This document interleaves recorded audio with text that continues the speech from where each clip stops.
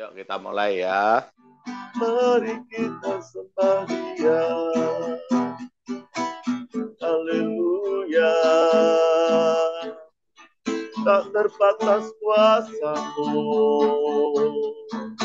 Tak terbatas kuasa-Mu Tuhan. Oh rala pasyana ya rala pataka ya rala. Engkau kekuatan kami. Haleluya.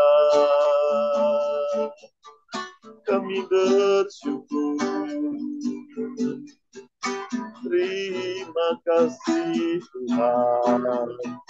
Engkau baik. Engkau sungguh baik. Haleluya.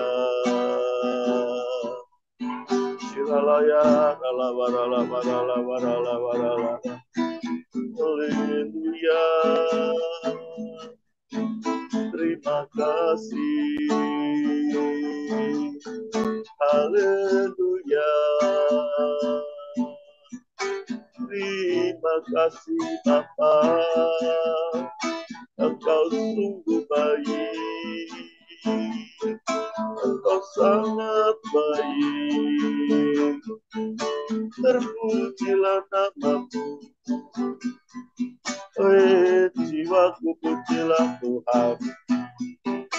Oh jiwaku pujilah Tuhan. Dan masyurkan kebaikannya. Haleluya. Sungguh tak terbatas kuasa-Mu. Engkau penolong kami. Haleluya. Silakan Lausok berdoa. Terima kasih Pak Gembala. Saya akan mulai. Tuhan Yesus, pada sharing kali ini hamba meminta penyertaan-Mu karena hamba tidak bisa apa-apa. Biarlah Roh-Mu yang melindungi hati, pikiran, dan ucapan hamba karena hamba takut salah mengajar. Karena topik hari ini adalah topik yang sangat penting sekali yang berpengaruh kepada keselamatan umat-Mu. Tuhan Yesus, selain itu Tuhan Yesus, bukalah hati, jiwa, dan roh dari jemaat-Mu agar firman yang disampaikan benar-benar dapat menggugah tidak hanya pikiran, tidak hanya perasaan, namun kehendak dari jemaat-Mu ini. Lepaskanlah kami daripada yang jahat, jauhkanlah kami dari pencobaan, karena Engkaulah yang punya kerajaan, kuasa, dan kemuliaan sampai selama-lamanya. Amin. Saudara, hari ini saya akan minta konsentrasi saudara karena topik hari ini adalah topik yang sangat penting. Boleh dibilang dari surat Yakobus ini adalah inti dari surat Yakobus, saudara. Yaitu iman tanpa perbuatan adalah mati. Saudara, kita diselamatkan oleh iman, bukan perbuatan.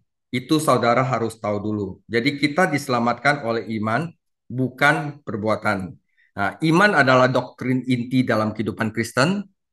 Orang berdosa diselamatkan oleh iman, saudara. Efesus 2 ayat 8 sampai 9. Dan orang percaya harus berjalan dengan iman. 2 Korintus 5 ayat 7. Saudara, tanpa iman tidak mungkin menyenangkan Allah. Ibrani 11 ayat 6. Dan apapun yang kita lakukan tanpa iman adalah dosa. Roma 14 sampai 23. Saudara, saat Anda membaca Ibrani 11, Anda bertemu pria dan wanita yang bertindak berdasarkan firman Tuhan. Tidak peduli berapapun harga yang harus mereka bayar. Iman bukanlah semacam perasaan samar-samar yang kita usahakan. Iman adalah keyakinan bahwa firman Allah itu benar dan keyakinan bahwa bertindak berdasarkan firman itu akan mendatangkan berkatnya. Nah, saudara, dalam paragraf ini, dalam perikop ini, Yakobus akan membahas hubungan antara iman dan perbuatan. Ini adalah argumentasi yang sangat penting. Karena jika kita salah memahami dalam hal ini, kita dapat membahayakan keselamatan kekal kita, saudara. Karena itu, saya akan mulai dengan apakah Paulus dan Yakobus bertentangan. Mari kita baca apa yang dikatakan Paulus tentang keselamatan. Roma 3 ayat 27. Jika demikian, apa dasarnya untuk bermegah? Tidak ada. Berdasarkan apa? Berdasarkan perbuatan? Tidak, melainkan berdasarkan iman, saudara. Dan karena kami yakin bahwa manusia dibenarkan oleh iman dan bukan karena ia melakukan hukum Taurat. Di dalam Galatia 3 ayat 10, Paulus juga mengatakan, karena semua orang yang hidup dari pekerjaan hukum Taurat berada di bawah kutuk, sebab ada tertulis, terkutuklah orang yang tidak setia melakukan segala sesuatu yang tertulis di dalam hukum Taurat. Dan bahwa tidak ada orang yang dibenarkan di hadapan Allah karena melakukan hukum Taurat adalah jelas. Karena orang yang benar akan hidup oleh iman. Jadi kita diselamatkan oleh iman. Itu jelas, saudara. Nah, di sini di dalam Yakobus, dalam perikop yang saya bahas ini, dikatakan begini, jadi biar saudara-saudara tidak salah mengerti dan akhirnya gundah, saya harus jelaskan ini. Yakobus 2 ayat 14, Yakobus berkata demikian. Apa gunanya saudara-saudara jika seorang mengatakan bahwa ia mempunyai iman, padahal ia tidak mempunyai perbuatan? Dapatkah iman itu menyelamatkan dia? Yakobus 2 ayat 24. Jadi kamu lihat bahwa manusia dibenarkan karena perbuatan-perbuatannya dan bukan hanya karena iman. Saudara jangan bingung dulu, saya akan bahas tuntas sampai habis. Jadi tenang saja saudara. Nah, saudara, struktur dari surat Yakobus 2 14 sampai 26 ini adalah begini. Pertama argumentasi Yakobus ayat 14. Nah, di sini Yakobus akan memberikan dua contoh iman.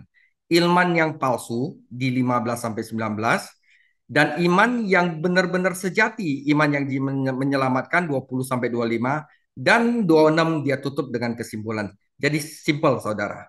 Ya. Dua contoh iman palsu, dua contoh iman sejati, kesimpulan titik. Nah, sebelumnya saya harus bahas tentang konteks histori, konteks teologikal sama konteks literatur.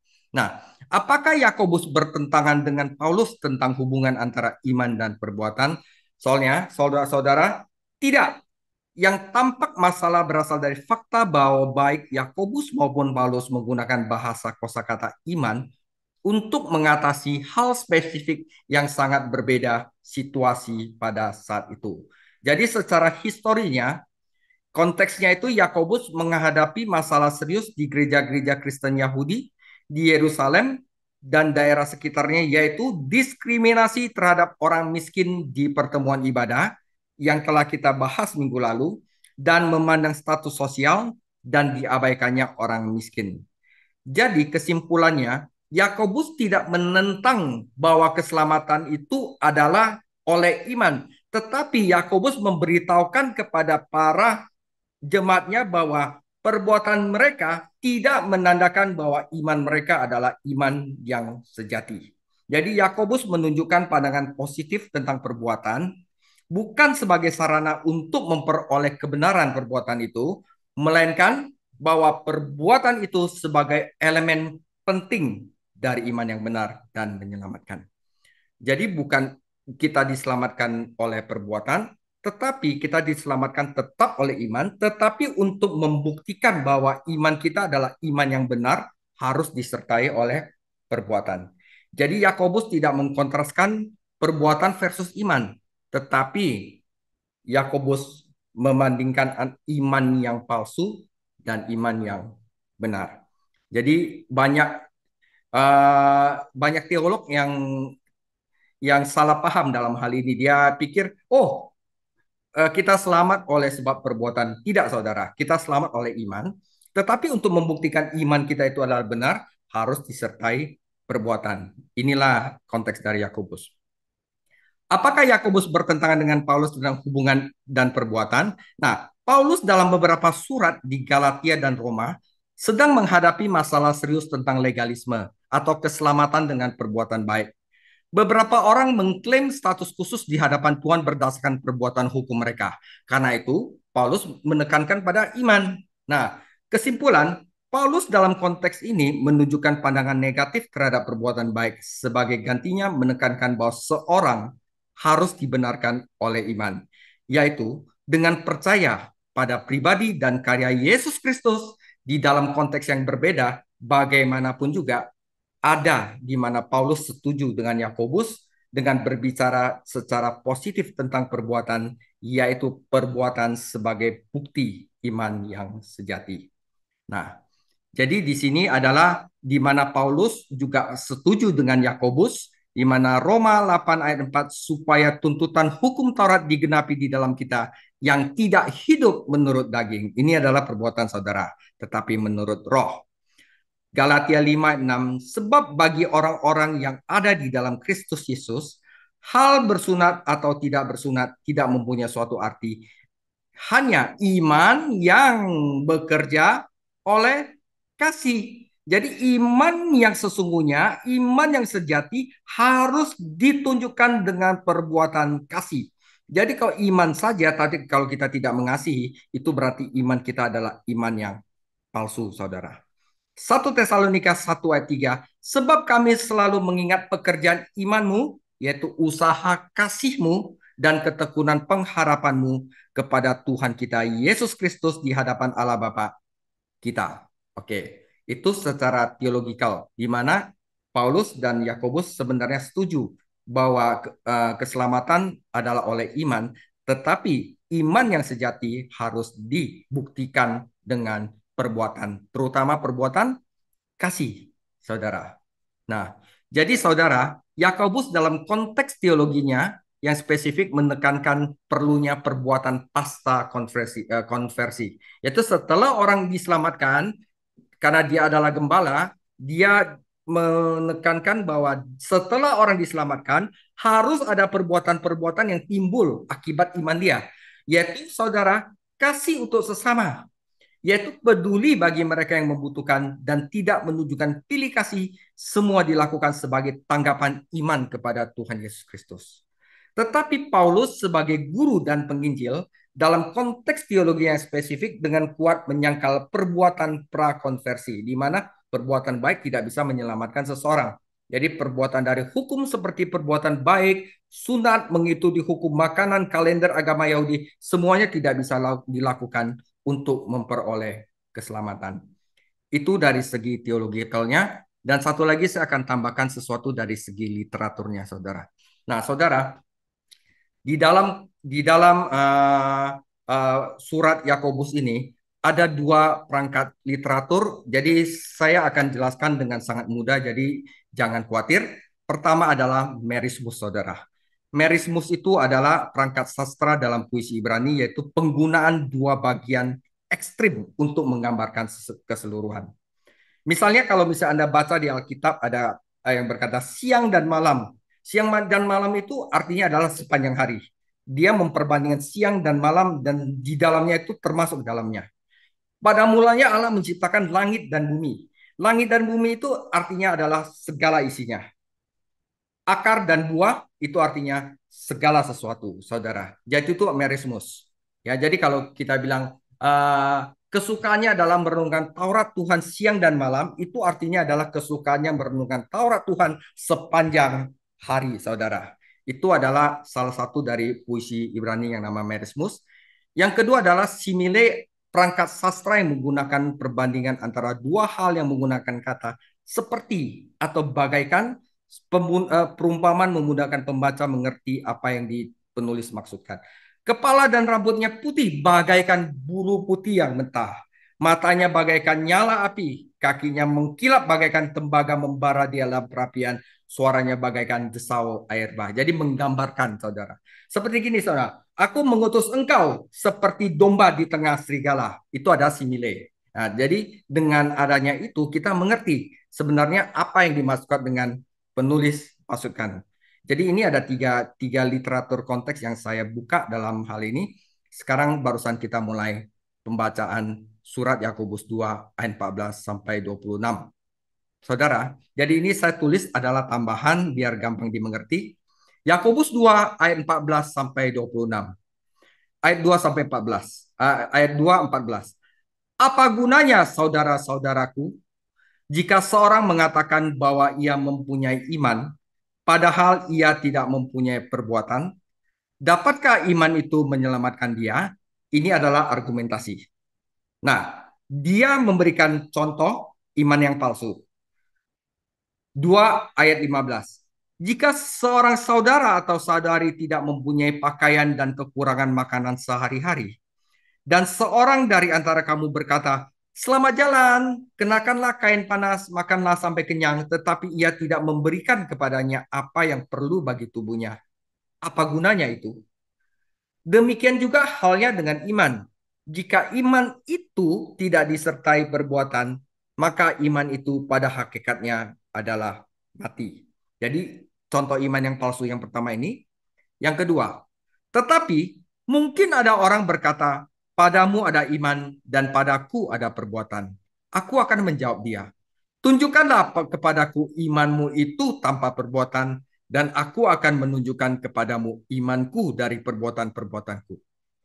Engkau percaya bahwa hanya ada satu Allah saja, itu baik. Tetapi setan-setan pun juga percaya akan hal itu, dan mereka gemetar. Itu adalah dua contoh iman yang palsu, saudara. Nah, sekarang contoh iman yang menyelamatkan. 2:20. Hai manusia bebal, maukah engkau mengakui sekarang bahwa iman tanpa perbuatan adalah iman yang kosong? Bukankah Abraham bapa kita dibenarkan karena perbuatan-perbuatannya ketika ia mempersembahkan Ishak anaknya di atas mezbah? Kamu lihat bahwa iman bekerja sama dengan perbuatan-perbuatan dan oleh perbuatan-perbuatan itu iman menjadi sempurna. Dengan jalan demikian, genaplah nas yang mengatakan, lalu percayalah Abraham kepada Allah, kan maka Allah memperhitungkan hal itu kepadanya sebagai kebenaran. Karena itu Abraham disebut sahabat Allah. Jadi kamu lihat bahwa manusia dibenarkan oleh karena perbuatan-perbuatannya dan bukan hanya karena iman. Dan bukankah demikian Rahab pelacur itu dibenarkan karena perbuatan-perbuatannya ketika ia menyembunyikan orang-orang yang disuruh itu di dalam rumahnya, lalu menolong mereka melalui jalan yang lain? Kesimpulan saudara, simile. Sebab seperti tubuh tanpa roh adalah mati, demikian juga iman tanpa perbuatan-perbuatan adalah mati. Demikian firman Tuhan. Saya akan mulai dari pertama argumen saudara. Jadi saudara, apakah gunanya dalam bahasa Yunani Tito Opelos, saudara-saudaraku, jika seseorang mengatakan bahwa ia mempunyai iman padahal ia tidak mempunyai perbuatan, dapatkah iman itu hepistis menyelamatkan dia? Nah saudara, ini Tito Opelos, ini bukan pertanyaan walaupun di sini ada tanda tanya saudara. Ya, Tito Opelos itu adalah ekspresi literatur Yunani yang selalu mengharapkan jawaban negatif. Jadi apa gunanya saudara-saudaraku jika seorang mengatakan bahwa ia mempunyai iman padahal ia tidak mempunyai perbuatan? Tidak ada gunanya. Selalu mengharapkan jawaban tidak. Dapatkah iman itu menyelamatkan dia? Tidak. Jadi bukan suatu pertanyaan nyata dengan jawaban yang tidak diketahui, tetapi pernyataan bahwa iman tanpa perbuatan itu adalah iman yang kosong. Jadi ini adalah pernyataan dalam suatu argumen. Jadi bukan secara umum sebagai iman, karena di sini jadi bukan soal apakah iman menyelamatkan dia. Ya, kita diselamatkan oleh iman. Tetapi di sini Yakobus mengatakan dapatkah iman itu? Jadi artinya iman yang tidak disertai oleh perbuatan dapat menyelamatkan dia. Ya, Yakobus dengan demikian tidak berbicara secara iman secara umum. Bukan dapatkah iman menyelamatkan dia, tetapi dapatkah iman, jenis iman tertentu yang dijelaskan dalam paruh pertama ayat tersebut, yaitu jenis iman di mana seseorang mengaku memiliki iman, tetapi tidak ada perbuatan. Jadi dengan kata lain, Yakobus memberi pernyataan bahwa iman seperti itu tidak dapat menyelamatkannya, bukan? Nah, seperti itu saudara. Itu adalah argumentasi dan Pak Yakobus akan memberikan dua contoh. Iman yang palsu, saudara.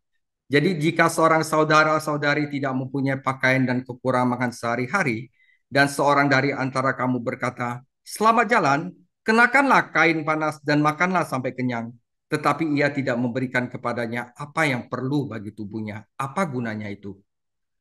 Tito Opelos. Tidak ada gunanya bukan? Nah, dengan kata lain. Demikian juga halnya dengan iman. Jika iman itu tidak disertai perbuatan, maka iman itu pada hakikatnya mati.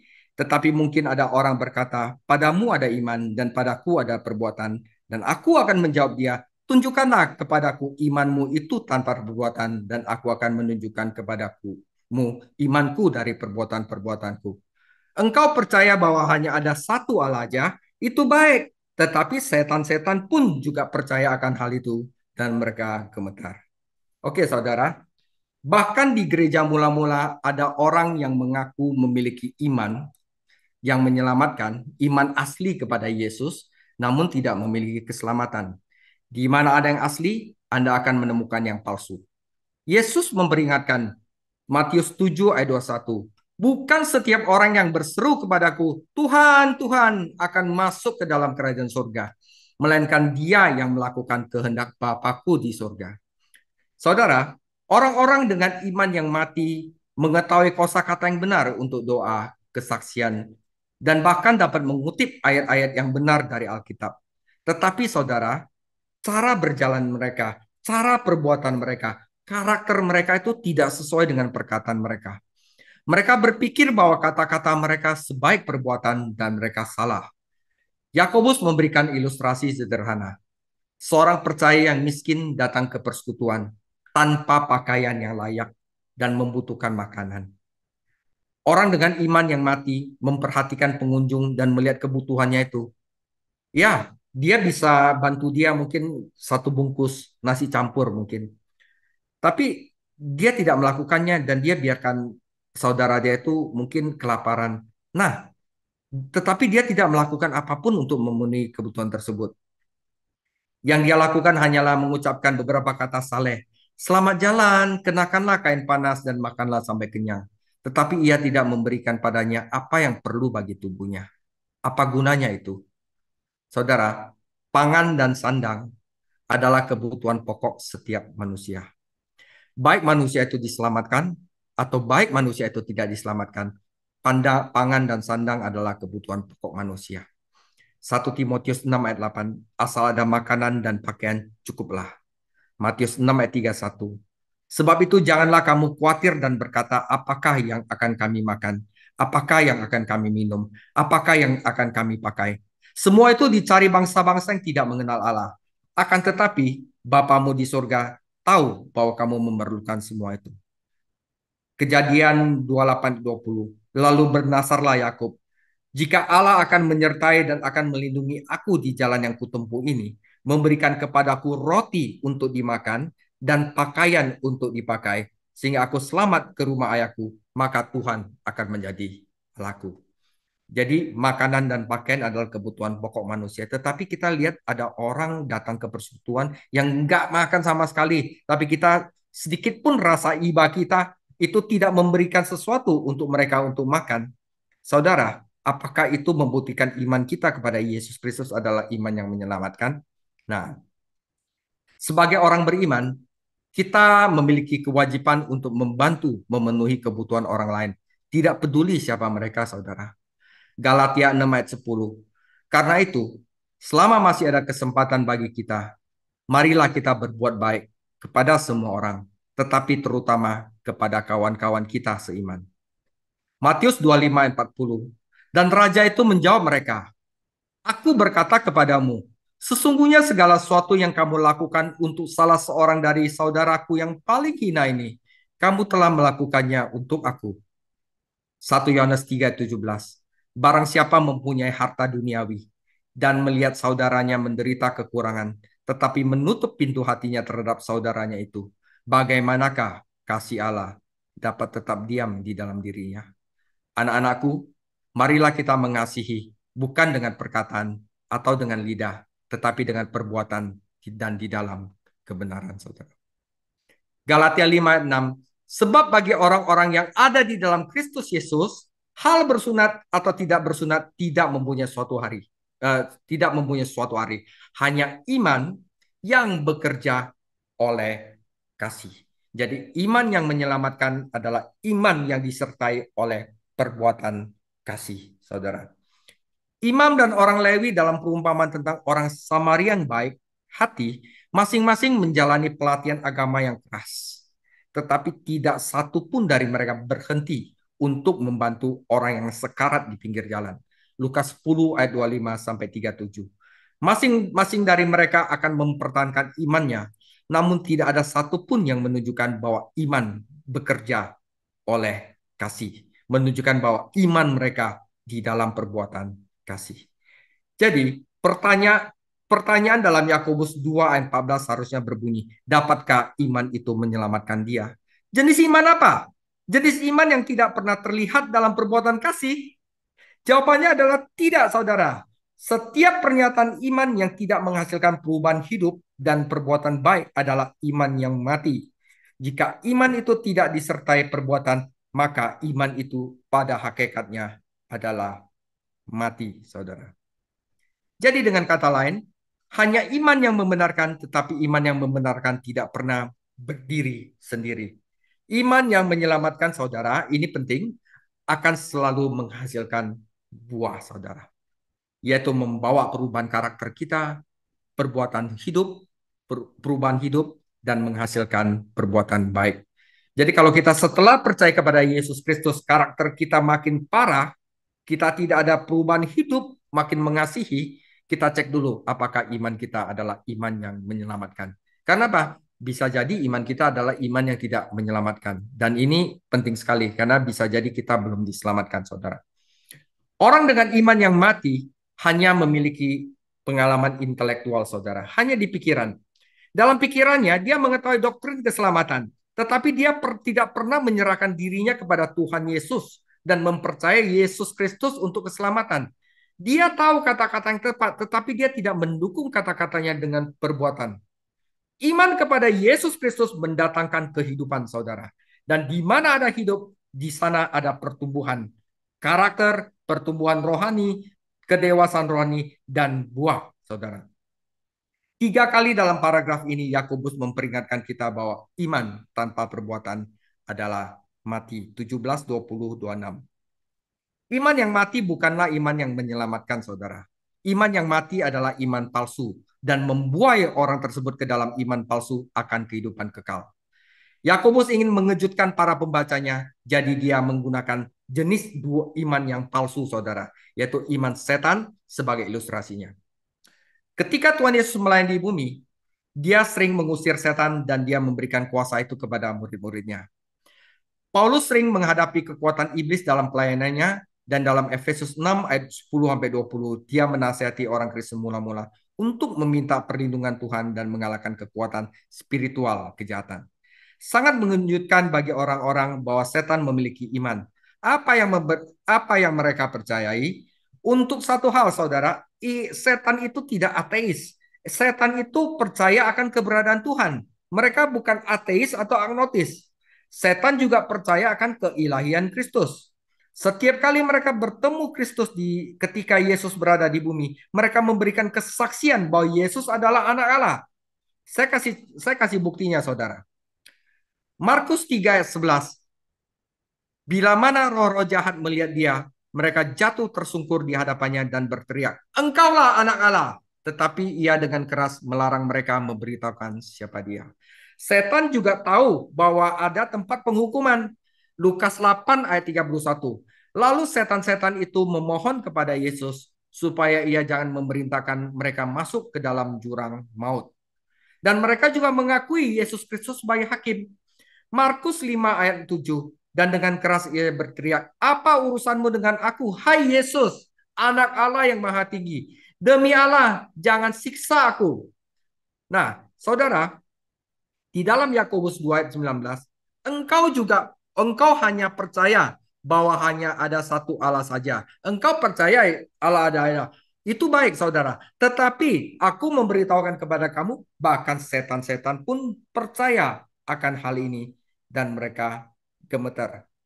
Manusia kadang-kadang percaya kepada Tuhan, tetapi mereka tidak gemetar. Tetapi setan percaya Yesus adalah Tuhan dan mereka gemetar. Orang yang mati imannya hanya tersentuh pikirannya. Ya, dia cuma ada secara intelektual. Tetapi setan itu jauh lebih baik dari dia. Setan tersentuh bukan hanya pikiran, tetapi setan juga tersentuh perasaannya, emosionalnya. Kenapa? Di sini dikatakan mereka gemetar, saudara. Jadi, orang yang mengaku beriman kepada Yesus Kristus tapi tidak menjalankan dalam kasih, mereka itu sebenarnya lebih buruk daripada setan. Karena setan itu percaya dan gemetar. Pikiran dan perasaannya kena, tapi orang itu perasaannya nggak kena. Mereka tidak takut, saudara. Nah, itu dia. Tetapi itu bukanlah iman yang menyelamatkan juga untuk percaya dan gemetar. Jadi pikiran dan perasaan itu kena. Seseorang dapat tercerahkan dalam pikirannya dan bahkan tergerak dalam hatinya dan tersesat selamanya. Saudara, iman yang keselamatan sejati melibatkan sesuatu yang lebih, sesuatu yang dapat dilihat, dikenal, yaitu kehendak saudara. Jadi, kalau kita percaya kepada Tuhan Yesus, itu melibatkan pikiran, perasaan, dan kehendak, yaitu kehidupan yang diubahkan.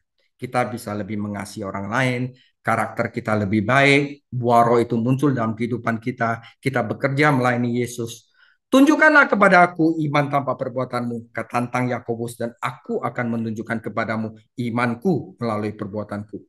Bagaimana mungkin seorang menunjukkan imannya tanpa perbuatan? Bisakah orang berdosa yang sudah mati melakukan perbuatan baik? Mustahil. Tetapi ketika Anda mempercayai Yesus Kristus, Anda harus membuktikan iman Anda dengan pekerjaan baik.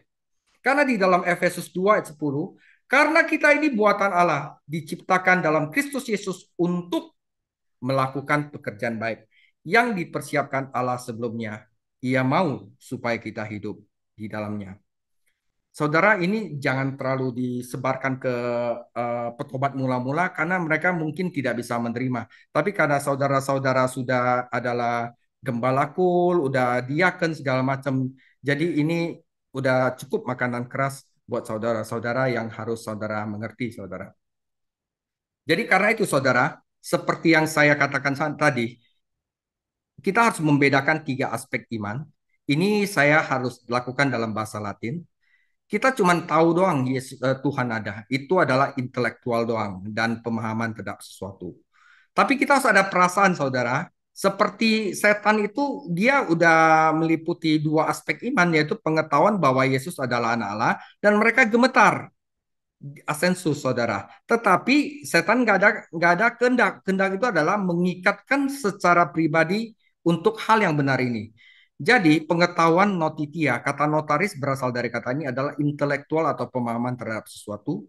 Perasaan adalah percaya hal ini sesuatu ini benar, dan kehendak ini yang diminta oleh Tuhan Yesus. Perbuatan baik adalah mengikatkan diri secara pribadi untuk hal yang benar ini. Contohnya dalam pernikahan adalah satu hal untuk secara intelektual memahami konsep pernikahan, notitia, dan juga mempercayainya sebagai lembaga manusia yang sah, asensus. Dan itu hal lain untuk mengikatkan diri secara pernikahan, perbuatan saudara, fidusia. Jadi dalam hal iman kepada Tuhan Yesus, kalau kita cuma percaya Tuhan itu ada, yaitu notitia, saudara, secara intelektual adalah satu hal, dan mempercayai keberadaan Tuhan dan gemetar dan takut akan Tuhan, itu adalah hal yang lain. Tetapi adalah hal lain untuk secara pribadi kita menyerahkan diri kepada Tuhan Yesus sebagai Tuhan dan Juru Selamat kita, dan meminta Dia agar kita diubah secara roh dan menghasilkan buah untuk kemuliaan Tuhan Yesus. Itu satu hal. Jadi kita harus, iman yang menyelamatkan itu harus ada tiga unsur ini, saudara. Pikiran, perasaan, dan kehendak. Ya, saudara. Oke, itu adalah iman yang tidak menyelamatkan. Saya akan lanjutkan iman yang menyelamatkan, ayat 20 sampai 22. Hai manusia bebal, maukah engkau mengakui sekarang bahwa iman tanpa perbuatan adalah iman yang kosong? Bukankah Abraham bapa kita dibenarkan karena perbuatan-perbuatannya ketika ia mempersembahkan Ishak anaknya di atas mezbah? Kamu lihat bahwa iman bekerja sama dengan perbuatan-perbuatan, dan oleh perbuatan-perbuatan itu iman menjadi sempurna. Dengan jalan demikian genaplah nas yang mengatakan, lalu percayalah Abraham kepada Allah, maka Allah memperhitungkan hal itu kepadanya sebagai kebenaran. Karena itu Abraham disebut sahabat Allah. Jadi kamu lihat bahwa manusia dibenarkan karena perbuatan-perbuatannya, dan bukan hanya, jadi bukan dikatakan bukan karena iman, bukan hanya karena iman, tetapi iman yang dibuktikan oleh perbuatan. Dan bukankah demikian Rahab pelacur itu dibenarkan karena perbuatan-perbuatannya ketika ia menyembunyikan orang-orang yang disuruh itu di dalam rumahnya lalu menolong mereka lolos melalui jalan lain? Saudara, menjadi seorang Kristen melibatkan mempercayai Yesus Kristus dan juga hidup untuk Kristus. Anda menerima kehidupan, lalu Anda mengungkapkan kehidupan. Iman yang mandul bukanlah iman yang menyelamatkan. Kata Yunani yang diterjemahkan mati dalam Yakobus 2 ayat 20 mengandung arti mandul atau menganggur. Tidak menghasilkan apa-apa, saudara. Tidak mengkontribusi apa-apa. Seperti uang yang tidak menghasilkan bunga. Seperti hamba yang dikasih talenta kepada tuannya, tapi dia menguburkannya. Sehingga waktu tuannya datang, dia bilang, pergilah dan enyalah di mana ada kertak gigi dan kegelapan, saudara. Jadi saudara, Yakobus telah memperkenalkan kita kepada dua jenis iman yang tidak pernah dapat menyelamatkan orang berdosa. Iman yang mati, ya, hanya intelek doang, dan iman setan, intelek dan emosi. Iman yang menyelamatkan adalah iman yang harus menghasilkan buah. Iman yang menghasilkan perbuatan baik. Iman yang menghasilkan perubahan hidup. Itu tiga, saudara. Jadi Yakobus menggambarkan iman yang menyelamatkan ini. Pertama, iman yang menyelamatkan ini harus didasarkan pada firman Allah. Kita karena menerima kelahiran kembali secara rohani melalui firman Allah, dan kita menerima firman ini dan ini menyelamatkan kita. Jadi harus didasarkan oleh firman Tuhan dulu. Saya akan buktikan. Iman hanya sebaik objeknya. Seorang pria di hutan menyembah di depan patung batu dan mempercayainya untuk membantunya, tetapi dia tidak menerima bantuannya. Tidak peduli berapa banyak iman yang mungkin dihasilkan seseorang, jika tidak diarahkan pada objek yang benar, itu tidak menghasilkan apa-apa. Saya percaya mungkin merupakan kesaksian dari banyak orang yang tulus.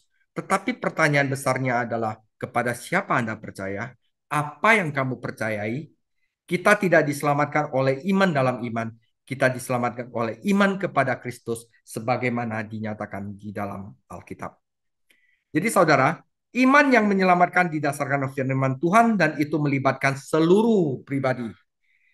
Pikiran, perasaan, dan kehendak. Iman yang mati hanya menyentuh intelek. Saya tahu Tuhan itu ada, tapi saudaranya kelaparan, nggak ada pakaian telanjang, dia nggak coba untuk memberikan dia pakaian telanjang. Apakah iman adalah iman yang hidup? Itu adalah iman yang mati. Hanya menyentuh intelek. Perasaannya itu tidak tersentuh. Iman setan melibatkan baik pikiran. Dia tahu Yesus itu anak Allah dan maupun emosi gemetar. Tetapi iman yang dinamis, iman yang menyelamatkan melibatkan kehendak, yaitu apa? Perbuatan. Saya mau ikut Yesus, saya mau berubah, saya mau melakukan sesuatu hanya untuk kemuliaan Yesus Kristus. Jadi seluruh pribadi, intelek, perasaan, kehendak berperan dalam iman yang menyelamatkan. Pikiran memahami kebenaran, hati menginginkan kebenaran, dan kehendak bertindak berdasarkan kebenaran itu, saudara. Pria dan wanita beriman yang disebutkan dalam Ibrani 11 adalah orang-orang yang bertindak, saudara. Bukan hanya orang yang mengerti, bukan orang-orang yang merasa. Allah berbicara dan mereka taat. Sekali lagi iman adalah percaya dan taat terlepas dari konsekuensinya. Iman yang menyelamatkan mengarah pada tindakan. Iman yang menyelamatkan bukan hanya kontemplasi intelektual dan ketakutan emosional. Itu mengarah kepada ketaatan pada bagian dari kehendak. Dan ketaatan ini bukanlah peristiwa yang terisolasi. Ini harus bermanifestasi sepanjang kehidupan kita. Jadi iman kita harus tetap kepada Yesus Kristus dan harus ditunjukkan di dalam kehendak kita sehari-hari. Ada pekerjaan yang disebutkan dalam perjanjian baru perbuatan hukum berkaitan dengan upaya orang berdosa untuk menyenangkan Allah dengan mematuhi hukum masa. Tentu saja tidak mungkin orang berdosa diselamatkan melalui perbuatan hukum. Tetapi di mana ada iman yang menyelamatkan, itu akan selalu akan menghasilkan perbuatan baik, saudara.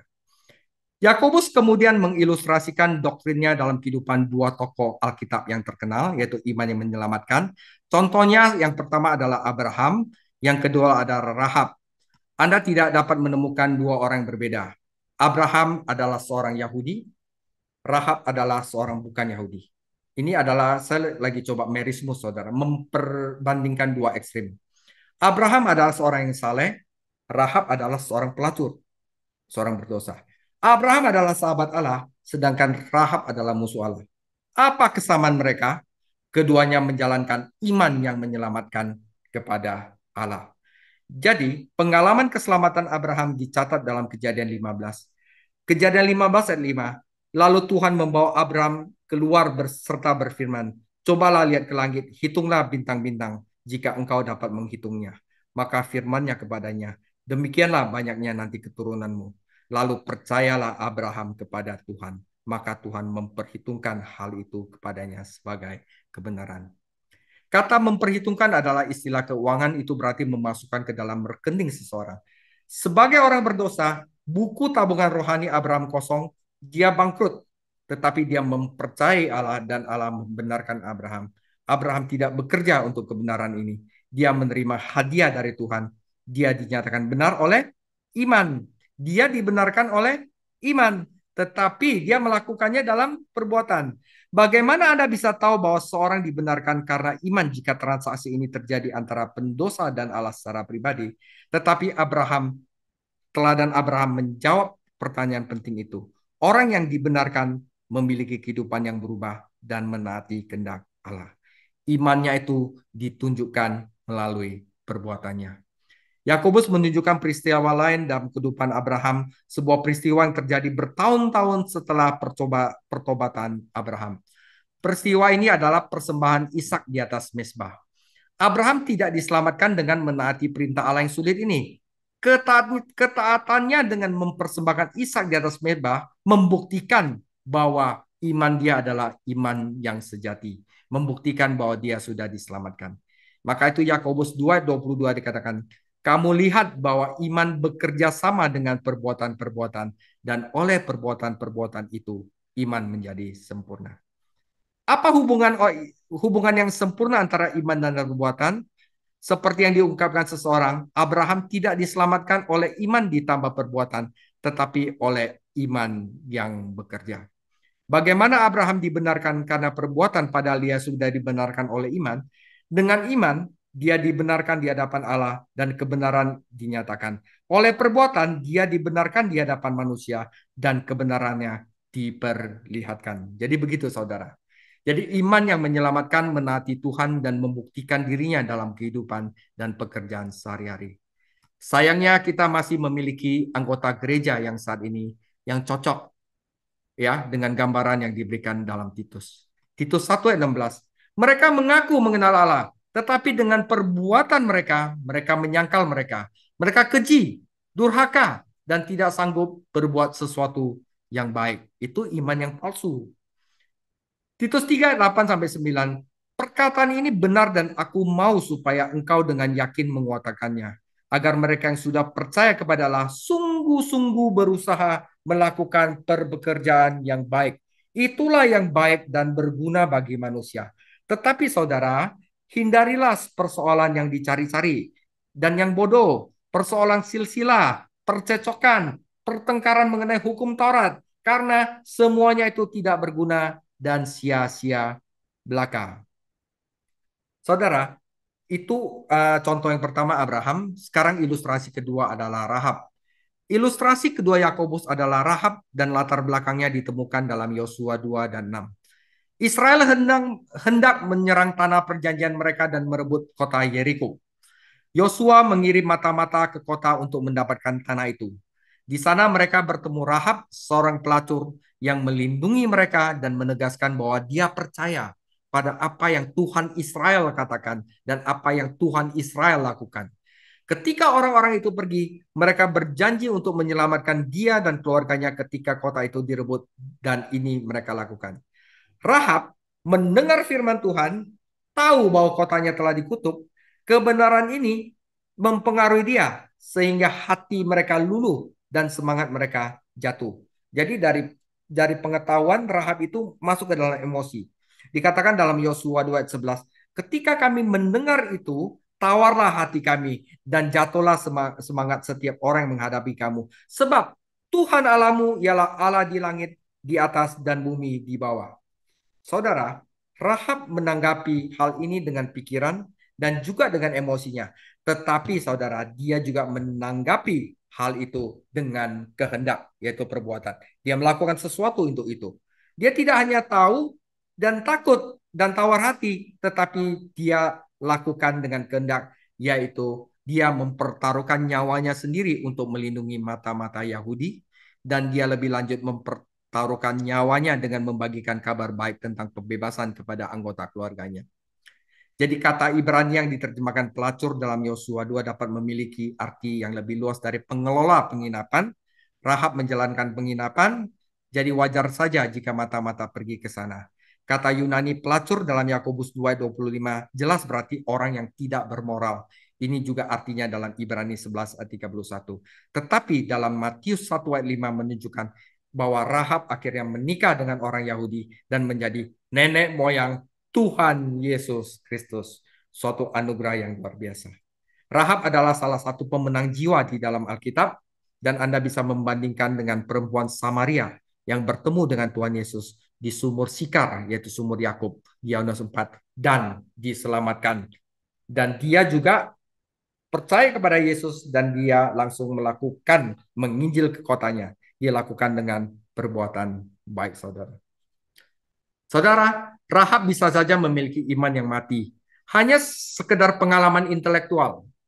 Atau dia juga memiliki iman iblis, saudara. Pikirannya tahu dan emosinya bergejolak. Namun, Rahab menjalankan iman yang menyelamatkan.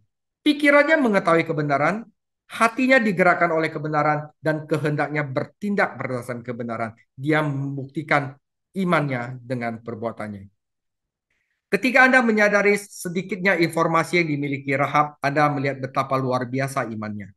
Hari ini, saudara, kita memiliki Alkitab yang lengkap melalui firman-Nya dan Yesus Kristus putranya. Kita hidup di sisi lain Kalvari, dan kita memiliki Roh Kudus di dalam kita untuk menginsafkan dan mengajari kita firman Tuhan. Lukas 12 ayat 48. Setiap orang yang kepadanya banyak diberi, daripadanya akan banyak dituntut. Dan kepada siapa yang banyak dipercayakan, daripadanya akan lebih banyak dituntut lagi, saudara. Ya, saudara, Yakobus menggunakan Abraham dan Rahab sebagai ilustrasi iman yang menyelamatkan. Karena keduanya mendengar, menerima pesan Allah melalui firman-Nya dan melakukannya. Mengapa membandingkan Abraham dan Rahab? Yakobus membandingkan Abraham dan Rahab karena mereka berfungsi sebagai dua ekstrim, yaitu yang tadi kita bilang merismus. Langit dan bumi, akar dan buah, siang dan malam. Jadi Abraham adalah seorang Yahudi, seorang laki-laki, seorang pahlawan iman. Rahab adalah seorang bukan Yahudi, seorang wanita dan seorang pelacur. Jadi saudara, dalam ini artinya di dalam segala sesuatu dari Abraham Rahab adalah seruan untuk menunjukkan iman yang menyelamatkan, iman yang bertindak dengan kehendak adalah sama bagi seluruh umat Allah. Tidak peduli Anda seorang pahlawan iman, tidak peduli Anda seorang Yahudi, tidak peduli Anda laki-laki, tidak peduli Anda seorang pelacur, tidak peduli Anda bukan Yahudi, dan tidak peduli Anda adalah perempuan. Semua orang tanpa kecuali dipanggil untuk menunjukkan iman yang benar ini dan memanifestasikan dirinya dengan jelas dalam perbuatan baik dan ketaatan, saudara. Jadi inilah fungsi merismus. Jadi sebagai refleksi, Yakobus 2 menekankan bahwa orang Kristen yang dewasa adalah orang yang mempraktekkan kebenarannya. Imannya bukanlah iman mati dari para intelektual atau iman iblis dari roh-roh yang jatuh. Inilah iman yang menyelamatkan dari pria seperti Abraham dan wanita seperti Rahab. Iman yang mengubah hidup dan bekerja untuk Tuhan. Saudara, adalah penting bahwa setiap orang yang mengaku Kristen memeriksa hati dan kehidupannya sendiri dan memastikan bahwa ia memiliki iman yang menyelamatkan yang sejati. 2 Korintus 13 ayat 5. Ujilah dirimu sendiri apakah kamu tegak dalam iman. Selidikilah dirimu apakah kamu tidak yakin akan dirimu bahwa Kristus Yesus ada di dalam diri kamu. Sebab jika tidak demikian, kamu tidak tahan uji. Setan adalah penipu ulung. Salah satu perangkatnya adalah imitasi. Jika dia dapat meyakinkan seseorang bahwa iman palsu adalah iman yang benar, dia memiliki orang itu di dalam kekuasaannya, saudara. Berikut ini adalah beberapa pertanyaan yang kita dapat tanyakan kepada diri sendiri saat kita memeriksa hati kita. Saudara, Apakah ada saat ketika saya dengan jujur menyadari bahwa saya adalah seorang pendosa dan mengakuinya kepada diri saya sendiri dan kepada Tuhan Yesus? Saudara, apakah ada saat ketika hati saya tergerak untuk melarikan diri dari murka yang akan datang? Pernahkah saya benar-benar khawatir akan dosa-dosa saya? Saudara yang ketiga, apakah saya benar-benar memahami Injil bahwa Yesus Kristus telah mati untuk dosa-dosa saya dan telah bangkit kembali? Apakah saya mengerti dan mengakui bahwa saya tidak dapat menyelamatkan diri saya sendiri? Apakah saya sungguh-sungguh bertobat dari dosa-dosa saya dan berpaling darinya? Sudahkah saya mempercayai Yesus Kristus dan Kristus saja untuk keselamatan saya? Apakah saya menikmati hubungan hidup dengan Dia melalui firman dan doa? Apakah ada perubahan dalam hidup saya? Apakah karakter saya berubah? Apakah saya senang melakukan perbuatan baik untuk Tuhan? Apakah saya berusaha untuk bertumbuh dalam hal-hal Tuhan? Bisakah orang lain mengatakan bahwa saya telah bersama dengan Tuhan Yesus? Yang ketujuh, apakah saya memiliki keinginan untuk membagikan Kristus kepada orang lain? Apakah saya malu kepada Yesus? Apakah saya menikmati persekutuan dengan umat Allah seperti ini, saudara? Apakah saya suka mendalami Alkitab untuk mengenal Yesus Kristus lebih dan lebih lagi? Dan yang kesembilan, apakah saya siap untuk kedatangan Tuhan Yesus kembali? Atau apakah saya akan malu ketika dia datang untuk saya? Sebagai penutup, saudara, akhir kata, tidak setiap orang Kristen memiliki pengalaman pribadi yang sama dan ada tingkat pengudusan. Tetapi sebagian besar, refleksi spiritual sebelum yang saya jelaskan itu dapat membantu seseorang untuk menentukan kedudukannya yang sebenarnya di hadapan Allah. Mazmur 139 ayat 23. Selidikilah aku ya Tuhan dan kenalah hatiku. Ujilah aku dan kenalah pikiran-pikiranku. Lihatlah apakah jalanku serong dan tuntunlah aku di jalan yang kekal. Yakobus 2 ayat 14. Apa gunanya saudara-saudaraku jika seorang mengatakan bahwa ia mempunyai iman padahal ia tidak mempunyai perbuatan, dapatkah iman itu menyelamatkan dia? Tidak, saudara. Simile di Yakobus 2 ayat 26 sebagai kesimpulan. Sebab seperti tubuh tanpa roh adalah mati, demikian juga iman tanpa perbuatan-perbuatan adalah mati, saudara. Saudara, demikian firman Tuhan. Semoga membantu saudara. Tuhan Yesus memberkati. Minggu depan kita akan bahas tentang lidah adalah bagian terkecil, tetapi ya gitu deh saudara ya. Saya sengaja pakai judul seperti itu. Tuhan Yesus Mari kita memberkati. doa bersama-sama. Haleluya.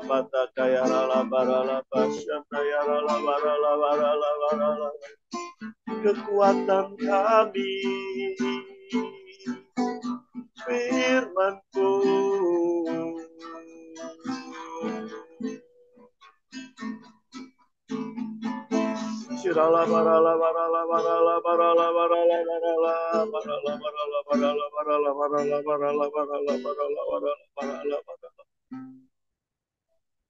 Bapak, terima kasih kalau malam hari ini kami boleh belajar bersama-sama tentang iman yang benar dan iman yang salah. Dan malam hari ini Roh Kudus menerangi pikiran kami, menuntun kami untuk kami menghidupi iman yang benar, sehingga benih iman yang diberikan Tuhan dalam hidup kami semakin hari semakin bertumbuh, semakin berbuah dalam hidup kami, dan kami menjadi orang-orang percaya yang menjadi saksi, menjadi terang, menjadi garam, menjadi berkat dimanapun Tuhan menempatkan kami. Apapun aktivitas kami, mereka melihat Yesus hidup dalam hidup kami. Karena hidup yang kami hidupi sekarang bukannya kami lagi, tetapi Yesus yang hidup di dalam kami. Terima kasih. Berkat-Mu turun atas setiap kami, pribadi lepas pribadi. Berkat-Mu turun, jamah, jamah, jamah, jamah, jamah, jamah. Oh, berkat-Mu turun, Tuhan. Engkau memberkati setiap kami. Engkau memberkati setiap kami. Jamah yang sakit Tuhan sembuhkan, yang susah Tuhan hiburkan.